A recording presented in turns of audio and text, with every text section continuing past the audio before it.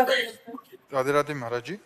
महाराज जी, क्या सांसारिक जीवन में सफलता और आध्यात्मिक उन्नति साथ साथ चल सकती है? चल सकती है, बहुत जोर की चल सकती है, अगर हम विवेक के द्वारा चले तो।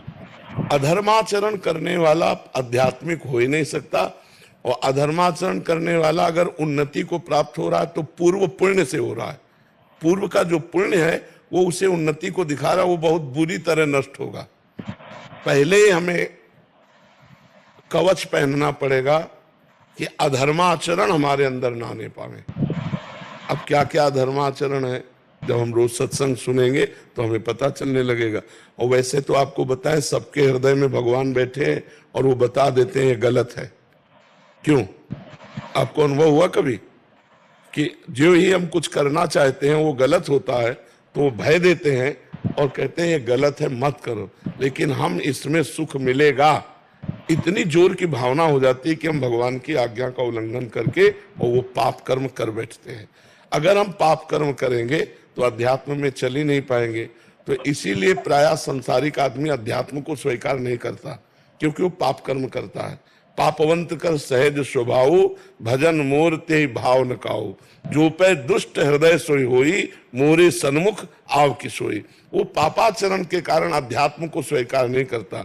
यदि पापाचरण त्याग कर दे तो अध्यात्म और सांसारिक उन्नति साथ साथ चलती जाएगी। चक्रवर्ती सम्राट महाराज अम्बरीश जी थे और महान भागवत भी थे, जनक जी परम ज्ञानी हैं और राजा भी हैं, तो साथ साथ दोनों बातें चल सकती हैं यदि गंदे आचरणों का त्याग कर दिया जाए तो। पर है कठिन, क्योंकि गंदा आचरण हम छोड़ नहीं पाते। गंदा आचरण होता कब है? जब हम मन के अनुसार चलते हैं। और गंदा आचरण छूटता कब है? जब हम शास्त्र के अनुसार चलते हैं। तस्मात् शास्त्रम प्रमाणन्ते कार्याकार्यो व्यवस्थितो। कार्य और अकार्य की व्यवस्था शास्त्रों में की गई। तो सब शास्त्रों का ज्ञान ना हो तो संतों का संग करो, तो वो सार बातें आपको सत्संग में सुनाते रहेंगे तो आपका ज्ञान प्रकाशित होता रहेगा।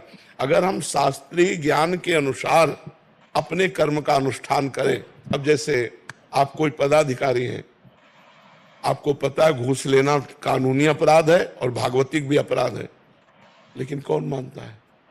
आप विचार करो। आपको पता है कि निर्दोष को बख्शना और दोषी को दंड देना यही हमारा कर्तव्य है, लेकिन कहां कर्तव्य का पालन करता है? क्या वो नहीं जानता है पाप कर्म है?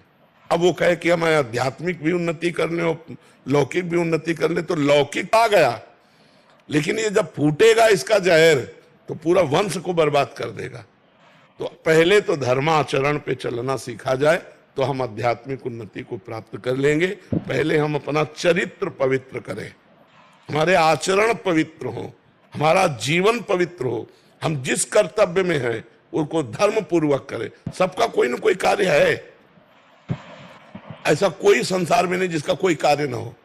कोई किसी का बेटा है, कोई किसी का पिता है, कोई किसी का पत्नी है, कोई किसी का पति है, कोई किसी का कुछ ना कुछ कर्तव्य है। अपने कर्तव्य का पालन करते हुए धर्म पूर्वक यदि भगवान का नाम जप करते हुए चला जाए तो आध्यात्मिक और लौकिक दोनों उन्नति उसकी समान भाव से बढ़ती चली जाएंगी और बड़ा आनंदमय जीवन हो जाएगा, बड़ा आनंदमय जीवन हो जाएगा। पर ये तभी होगी जब पापाचरण का त्याग करके भगवान का भजन करते हुए अपने कर्तव्य का पालन करो। हम चाहे जितने बीमार हो, चाहे जितना कष्ट हो, पर हमारी ड्यूटी है आपसे बात करना, तो हम अपनी ड्यूटी को कोशिश करते हैं कि कभी हमारी छुट्टी ना हो। तुम्हारी तो छुट्टी भी होती होगी शनिवार इतवार, हमारी शनिवार इतवार ज्यादा ड्यूटी रहती है, क्योंकि तुम्हारी छुट्टी रहती है ना, तो हमारी ड्यूटी जोरदार हो जाती है। अपने कर्तव्य